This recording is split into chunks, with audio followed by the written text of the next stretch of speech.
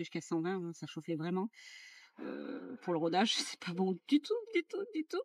Donc on s'est fait escroquer total.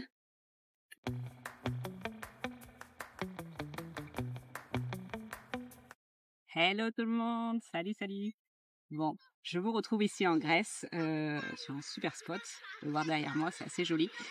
Je vous retrouve sans Mehdi, en fait, il a pas trop envie de faire les facecam, donc du coup je veux pas le forcer. C'est pas quelque chose d'inné d'être devant la caméra, puis ça reflète pas du tout le personnage de voir quelqu'un à côté de moi qui fait juste... Voilà, donc ça reflète pas du tout, donc on va pas le forcer.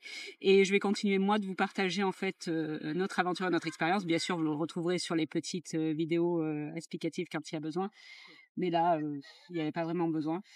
Je vais plus vous faire un récit de ce qui s'est passé ces dernières semaines, parce que au final, oui, on est bien parti le jour qu'on avait prévu.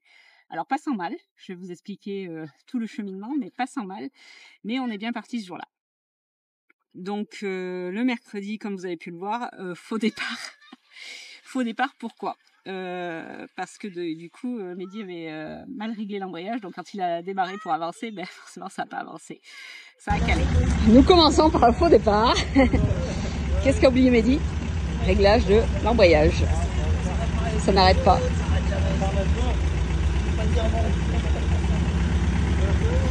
Ça a calé. Donc faux départ pour ça, donc il a très vite rectifié le tir. Enfin bon, c'est aussi l'avantage de bien connaître son camion, c'est que ça va très vite, il a tout vite remis en place. Les copains étaient tous là pour attendre pour partir. Ils étaient tout excités, nous aussi, mais en même temps on avait cette petite angoisse parce qu'on sait très bien que c'est compliqué, que ça risquait de ne pas marcher du premier coup, on le savait pertinemment. Donc c'était pas facile. Puis il faut pas oublier qu'on a quand même passé 2 mois et demi sur ce parking, 2 mois et demi où c'est qu'on a rencontré des gens de toute nationalité. On a appris beaucoup, on a appris à parler anglais déjà, parce que pour communiquer avec toutes les nationalités c'était important. On a appris vraiment plein de choses sur les voyages, sur les voyageurs, les différentes façons de voyager, les différents modes de voyage. C'est vraiment une expérience unique qu'on gardera, malgré que c'était une galère. C'est vraiment une expérience unique qu'on gardera au fond de nous, je pense, parce que ça nous a beaucoup enrichis. Donc du coup, on était mitigés en fait sur le fait de partir. C'était compliqué, ouais. Vraiment, émotionnellement, c'était pas facile. On a dû laisser Péculette aussi, que, voilà, on a passé 2 mois et demi avec ce petit chien errant qui est sur le parking. On l'a plus ou moins dressé et c'était difficile, mais bon, on peut pas partir avec un autre chien, c'est juste pas possible. Donc du coup, voilà, on était mitigés entre excitation de partir parce qu'on en avait besoin aussi, et aussi le fait de laisser quelque chose qu'on avait derrière. Donc c'était pas une chose facile. Donc oui, on est parti. Et allez, calé. Eh ben, on est pas arrivé.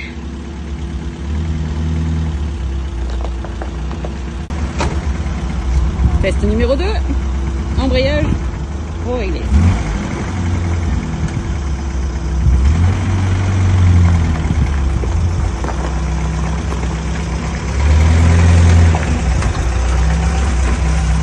Elle pas trop la descente, attends-nous quand même. C'est bout à bout.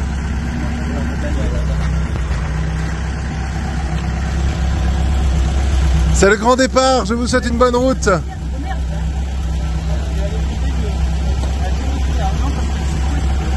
Au revoir.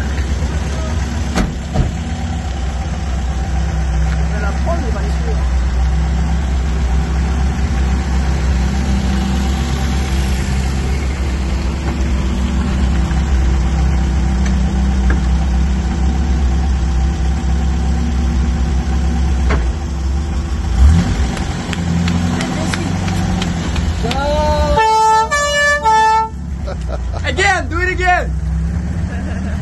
Allez, c'est parti. Quieta.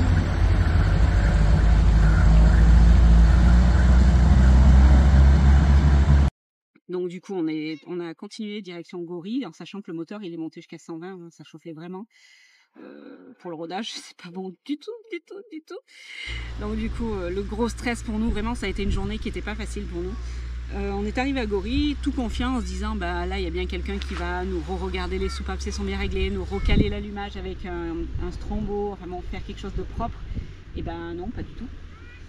Personne n'a voulu regarder le camion, ils nous ont tous dit non, non, non, non. Donc on s'est garé sur un parking d'un stade. Et on est parti en Bolt en fait chercher du liquide de refroidissement parce qu'effectivement on en bouffait à donf. On est parti chercher du liquide de refroidissement et on a de nouveau réglé l'allumage, tout checké le moteur pour voir ce qui pouvait se passer. Et j'ai appelé Phil à ce moment-là et Phil me dit mais vérifie ton hélice, c'est possible qu'elle soit à l'envers et moi sur un véhicule ça avait fait chauffer un véhicule. Mehdi me fait mais non c'est pas possible et tout. Donc, bon, moi j'ai confiance en Mehdi aussi, donc je sais pas, après c'est pas mon domaine, c'est pas ma qualification, enfin bon voilà. Donc, je respecte les deux points de vue. Et du coup, pas mieux, on fait pas mieux. Et puis le lendemain matin, j'insiste un peu quand même, parce que ça m'avait fait tilt, je regardais le sens de rotation, j'ai parlé avec un mec sur la Savièmerie et tout, et du coup il me dit oui, le ventilo il doit tourner dans tel sens et tout, je lui envoie des photos, il me dit non, ça tourne dans le bon sens et tout. J'avais quand même le doute, je lui dis écoute ça ne coûte rien, on le démonte, ça ne coûtait rien. Oui et non parce que c'était du temps qu'on perdait, mais bon, si c'était pour... Le troisième jour qu'on est parti, toujours les mains dans la mécanique. Ça chauffe toujours en fait. Donc aujourd'hui on se demande si l'hélice est dans le bon sens. On va essayer de tourner pour voir si ça y fait. Hier on a enlevé quoi? Le Kellerstat. Le Kellerstat. On a réglé l'allumage de nouveau. On a réparé aussi une fuite qu'il y avait là sur le joint du carbu. Donc du coup aujourd'hui on regarde ça.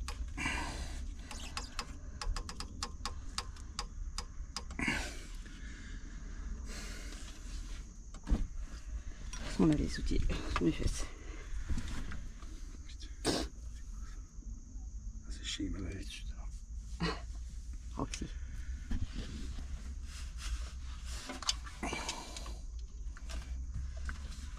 On continue étape par étape en espérant qu'il ne faille pas ouvrir le bloc. À suivre.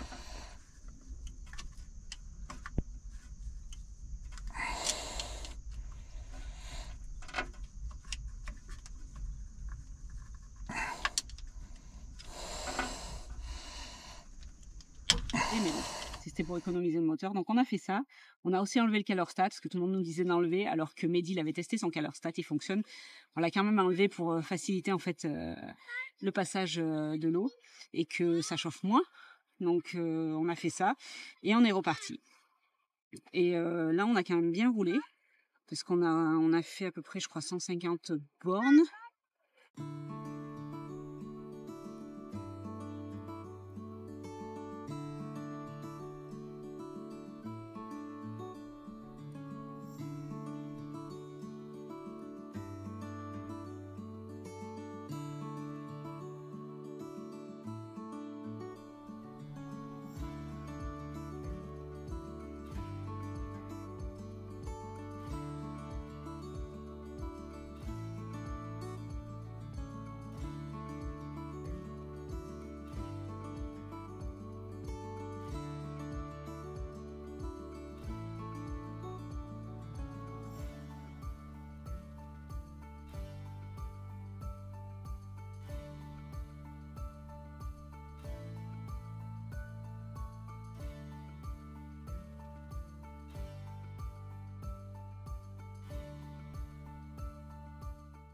Puis on n'était plus très loin du dernier spot, on s'est arrêté.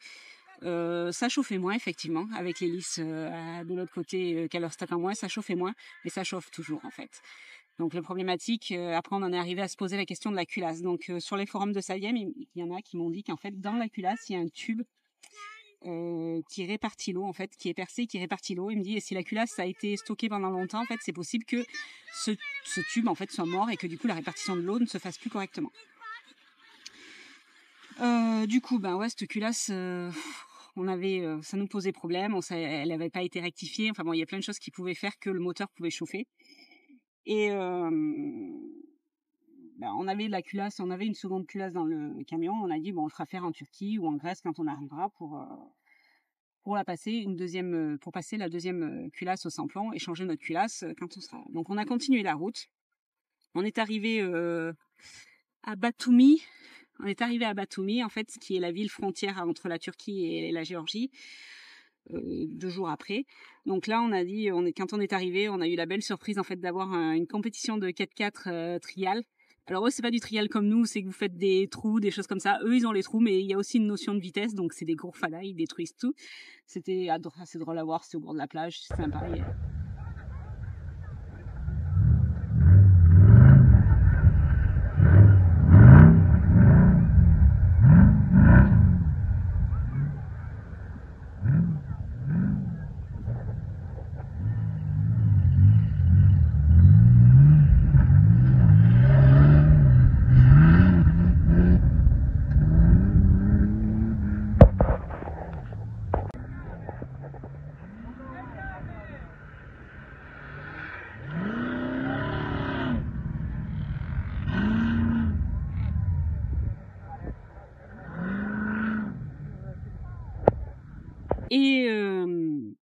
Et du coup, le lendemain, on a décidé qu'on pouvait passer la frontière bonne heure.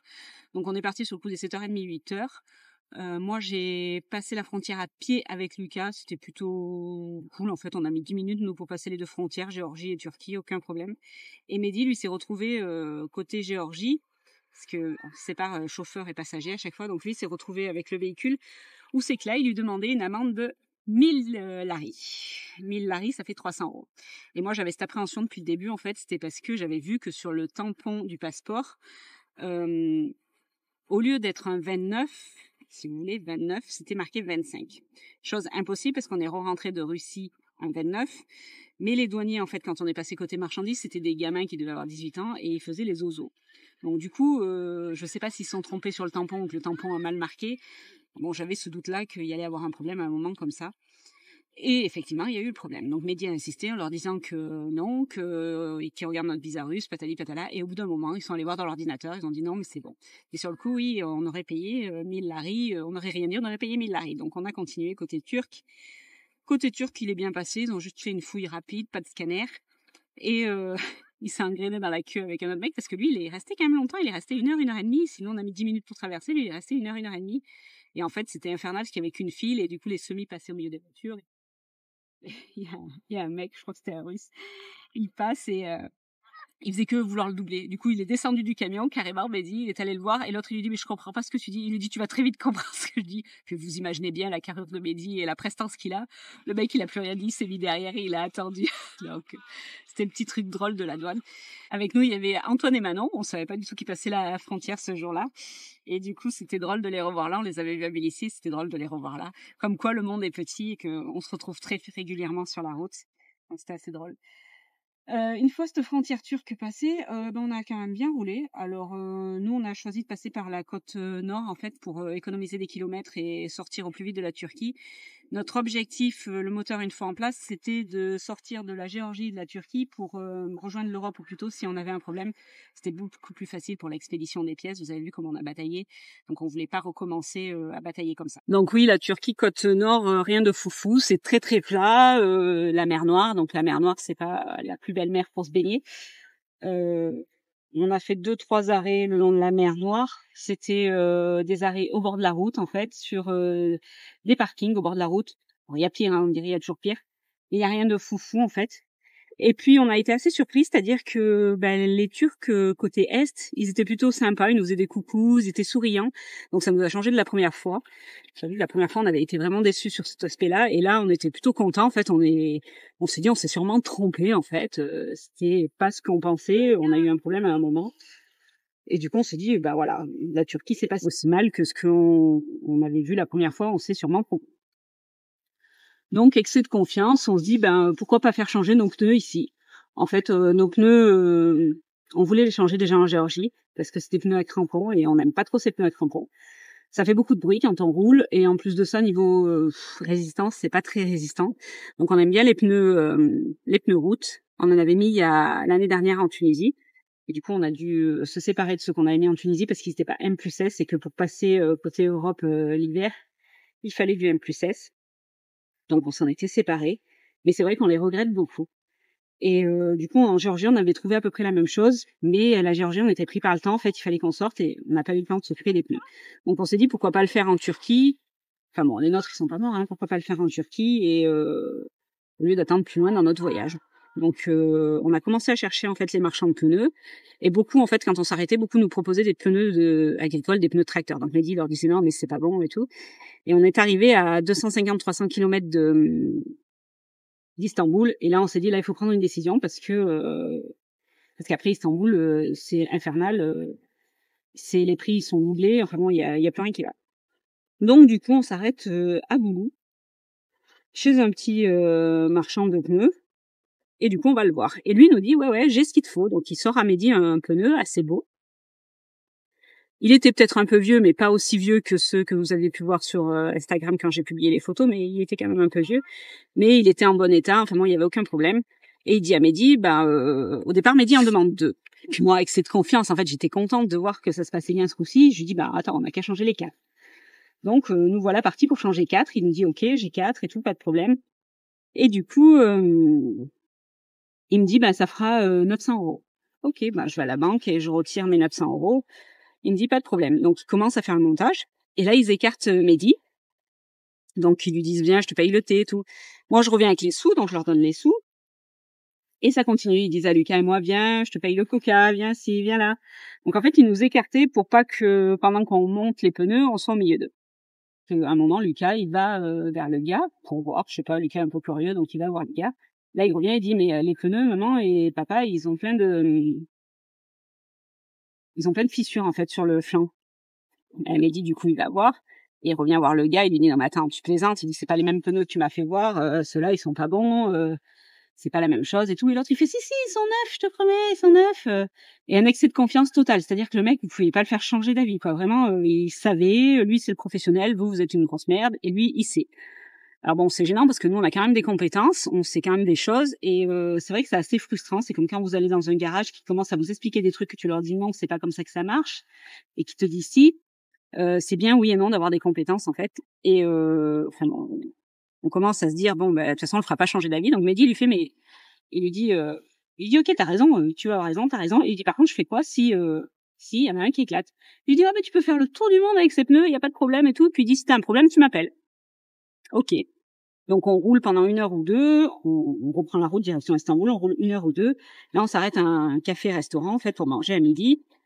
Et on voit que les fissures elles se sont un peu écartées, mais on peut rien dire parce que c'est pas non plus catastrophique, donc on dit rien, on continue à rouler. Le soir on arrive à Istanbul, au parking le même qu'on avait été au départ, il y a 6 mois. Et là, on dort, on passe notre nuit, enfin bon, tout va bien. On retrouve des jeunes des jeunes Allemands qui étaient avec nous au parking à Tbilissi, donc super sympa. On rencontre d'autres personnes, des Italiens qui étaient au taquet avec le camion, ainsi de suite. Et le lendemain matin, en se levant, nous on fait toujours le tour du camion, on check tout. Et là, plus particulièrement les pneus, vu qu'on venait d'échanger, donc on check les pneus, Mehdi passe dessous, et là il voit le pneu, il est ouvert. Donc là, il me dit, non, mais attends, moi, je pars pas comme ça, je roule pas comme ça. Donc, du coup, on essaye d'appeler le mec, forcément.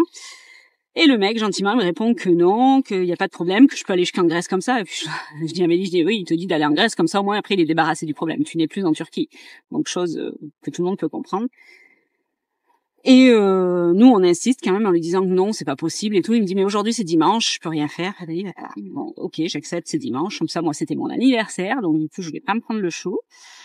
Et il me dit, je te rappelle dans la journée. Et puis de temps en temps, il m'a envoyé des petits messages, en fait. Jusqu'au moment où c'est qu'en fait, j'en ai eu marre. Il nous a proposé des pneus chantier, il nous a proposé plein de choses pour essayer de remplacer. Le truc, c'est que ces pneus chantier, nous, on a payé plus de 200 € le pneu qu'il nous a vendu. Ces pneus chantier, ils en valent 120. En échange, il a aussi récupéré mes contis que j'avais sur mon camion. Je sais pertinemment qu'il va les vendre plus cher que ce qu'ils valent parce que du coup, ils en trouvent pas en Turquie. Enfin bon, je sentais l'escroquerie, mais grave quoi en fait. Mais déjà la veille, je l'avais senti et bon, ça m'avait gêné, mais voilà. Donc on discute, et puis au bout d'un moment, je lui dis stop. Je lui dis écoute, là c'est moi qui ai pris les devants parce que Mehdi me dit tu le feras pas avoir raison parce que vous avez bien compris que c'était quelqu'un qui voulait toujours avoir raison. Je dis écoute stop. Je lui dis là tu me ramènes mes pneus et on change les pneus en fait, on remet nos anciens, tu récupères tes pneus. Je lui dis tu les revends, t'en fais ce que tu veux, je m'en fiche. Mais moi, tu me rends mes pneus, je sais, au moins je sais que mes pneus, moi, ils roulent et puis il y aura pas de problème. Et il voulait pas, parce qu'il me dit oui, mais il va falloir payer le transport, il va falloir payer ci, il va falloir payer là. Avec les Turcs, on en revient toujours au problème du faut payer. Vous allez voir, toute l'histoire, ce sera faut payer. Donc du coup, je savais plus trop quoi faire. Donc j'ai appelé Thierry, en fait, un ami qu'on avait rencontré en Géorgie, qui a vécu en Turquie, qui a des contacts ici. Donc il a appelé un collègue à lui qui parle français, donc on a pu communiquer avec lui, échanger. Et Mehmet a appelé ce monsieur en lui disant, écoute, ils sont embêtés, ça se fait pas, il faut changer de pneu. Et du coup, il a accepté de nous ramener les pneus. Par contre, il a accepté de nous les ramener gratuitement. Mais il nous a dit, le montage, je le prends pas à ma charge, c'est vous qui le prenez à votre charge. Donc, au bout d'un moment, on a dit, bon, ok, on tire la poire en deux, même si on y perd de l'argent, qu'on y est pour rien, qu'on avait stipulé, que si, que là. De toute façon, dans une arnaque, vous gagnez jamais d'argent. Donc, du coup, moi, je trouve quelqu'un, en fait, pour changer les pneus. Le gars, il me fait pas de problème, je viens sur le parking, je te prends 150 € pour intervertir les 4 pneus et je viens sur place. Ok, 150 € pour les 4 pneus, c'était un prix pour nous correct, en fait, hein, vu que le gars, il se déplace. Donc, on le fait venir. Sauf que le mec, il arrive avec la bite et le couteau, quoi. Excusez-moi d'avoir été vulgaire, mais la bite et le couteau, c'est-à-dire que il avait rien du tout, pas de machine, rien du tout. Il a fait tout ça à la main. Et la problématique, c'est qu'en fait, il balançait les jambes par terre, il y allait comme une brutasse. Et nous, on est en chambre à air. Et les chambres à air, en fait, il faut quand même être vigilant et minutieux quand on les manipule. Chose qui s'est produite, donc il a bien changé les 4 pneus comme prévu. L'autre est venu récupérer ses pneus, il nous a rendu nos pneus. Donc, je pense que les autres pneus, il va même les vendre parce qu'ils nous ont fait un cirque que ces pneus, ils étaient bons. Alors que vous montiez sur le pneu, sur le flanc du pneu, vous voyez, ça s'écartait en fait, le pneu. Enfin bon, même le gardien du camping, il leur a dit, mais c'est du grand n'importe quoi, tu leur as vendu ça se fait pas, on en pensait à des touristes. Enfin bon, voilà quoi. Mais bon, lui, ses pneus, ils étaient bons. Chacun son opinion. Donc le gars, il nous remonte les 4 pneus et puis il part. Et Mehdi, il me dit, mais je suis sûre qu'il a mis une valve à l'envers, mais lui, c'était pareil que le monsieur des pneus, on pouvait rien lui dire. Dès qu'on lui disait un truc, il nous disait, mais écarte-toi, je suis le professionnel. Ok, sauf que les chambres à air, en fait, il y a certaines chambres à air, il y a un sens et ça se passe pas comme on veut, on fait pas n'importe quoi. Bon, et il part. Donc forcément, il y a une chambre, Mehdi, il voit la valve qui est calée contre la jante, il me dit là, si elle éclate pas, on aura de la chance. Donc déjà, ça te met pas de confiance. Et le deuxième pneu à plat. Donc je rappelle le monsieur qui a monté les pneus en lui disant t'es parti il y a un quart d'heure, mais là le pneu il est à plat, donc reviens. Et il me répond, si je reviens, il faut de l'argent. Donc vous aurez compris que, encore une fois, on parle d'argent. Et du coup, j'ai dit non, je veux pas repayer. Il y a un quart d'heure que t'es parti, ça suffit et tout. Puis j'ai essayé d'insister pendant toute la soirée et tout. Il m'a dit, mais dis tout de suite que j'ai pas fait du bon travail et tout. Au bout d'un moment, je lui ai dit, oui, t'as pas fait du bon travail, le pneu est à plat. Il me dit, mais quand moi je suis parti, il y avait rien. Excusez-moi, mais un pneu, il fuit pas de suite, en fait.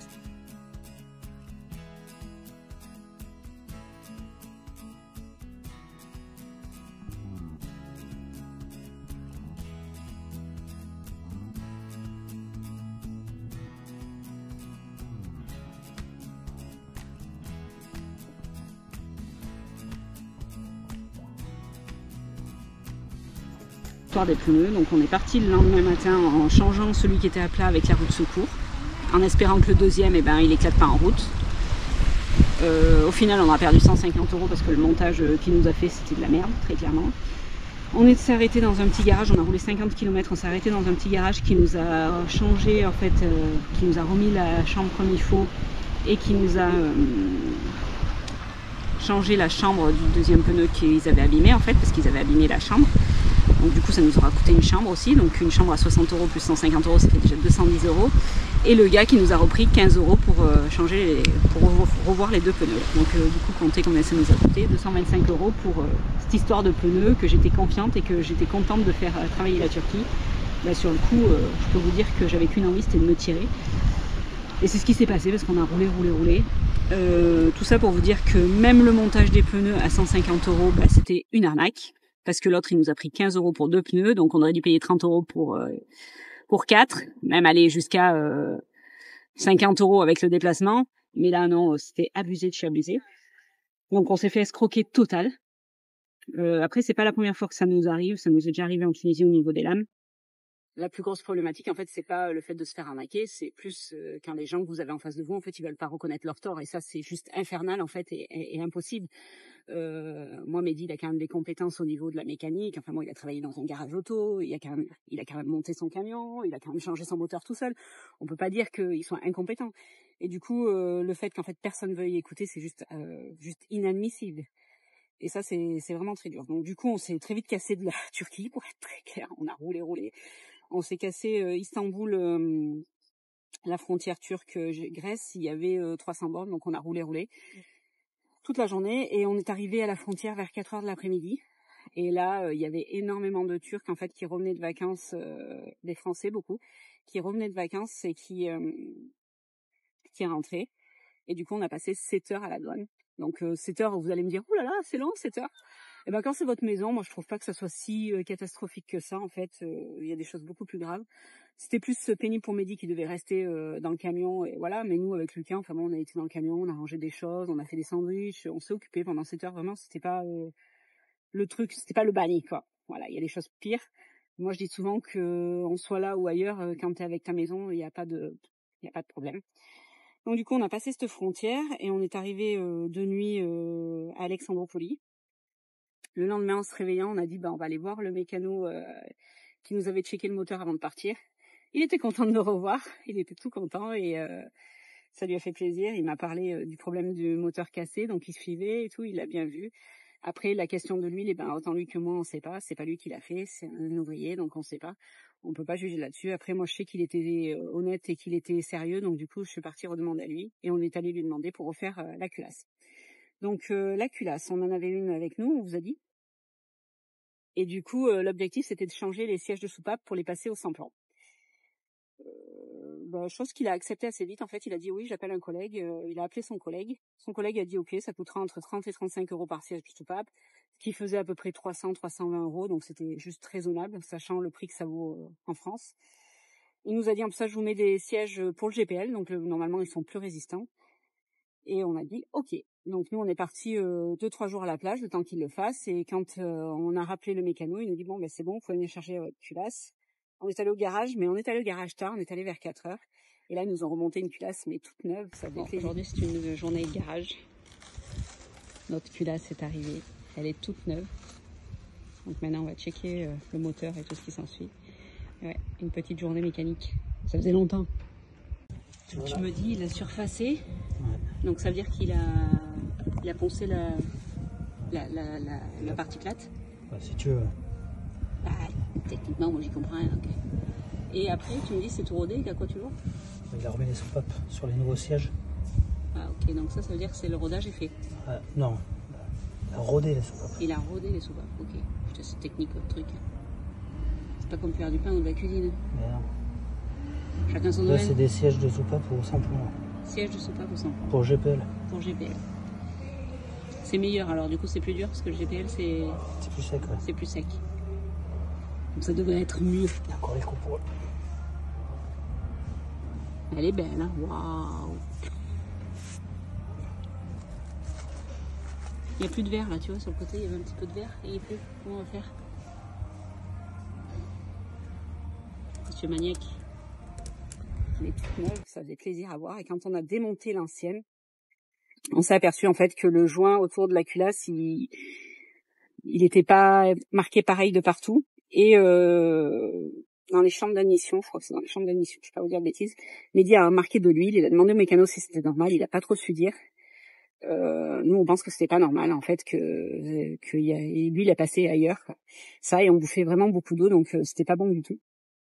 Donc la culasse c'était sûrement voilée. Ensuite, donc du coup on a remonté cette culasse et donc ils ont refait les réglages et tout. Et on est reparti. Et je vais m'arrêter là pour l'instant parce que vous saurez pas si ça fonctionne bien ou pas. Aujourd'hui, oui, on est en Grèce, mais en fait, tout ce problème nous a pas empêché d'avancer. C'est compliqué parce que du coup, on règle souvent, on est souvent les mains dans le moteur, mais ça nous a pas empêché d'avancer.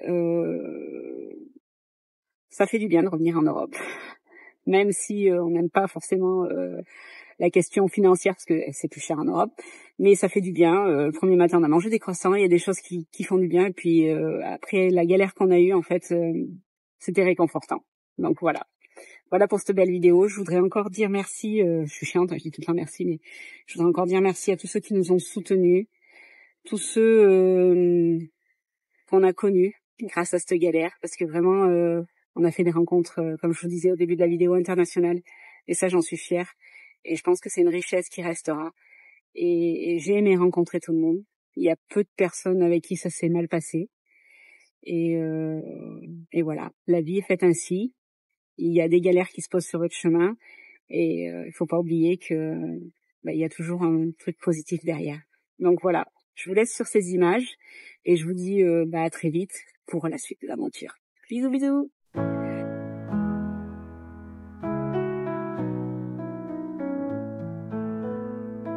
Charlie, tu es là malgré les années. Ton vieux moteur a retrouvé sa fierté. Des routes désertes aux chemins oubliés, tu nous as portés sans jamais t'arrêter. Après toutes ces épreuves, te revoilà en route. Tu te bats pour nous, pour qu'on aille plus loin. 50 ans cette année, tu restes debout. Charlie, notre compagnon, ton cœur bat encore bien. Sous le poids des années, t'as pris des coups, mais jamais, au grand jamais, t'as baissé les bras. Tu es notre force, notre loup. À travers les tempêtes, tu ne faiblis pas. Après toutes ces épreuves, te revoilà en route. Tu te bats pour nous, pour qu'on aille plus loin. 50 ans cette année, tu restes debout. Charlie, notre compagnon, ton cœur bat encore bien. Ton histoire est la nôtre, pleine de courage. Chaque kilomètre parcouru en hommage à cette résilience que tu as su montrer. Charlie, pour toi, on est prêt à rouler. Après toutes ces épreuves, te revoilà en route. Tu te bats pour nous, pour qu'on aille plus loin. 50 ans cette année, tu restes debout. Charlie, notre compagnon, ton cœur bat. Et n'oublie pas, si tu es curieux et que tu veux des news croustillantes, on est régulièrement et quotidiennement même, sur Instagram et sur Facebook, où c'est que tu peux nous suivre. Allez, on te laisse aller t'abonner. Ciao, bis!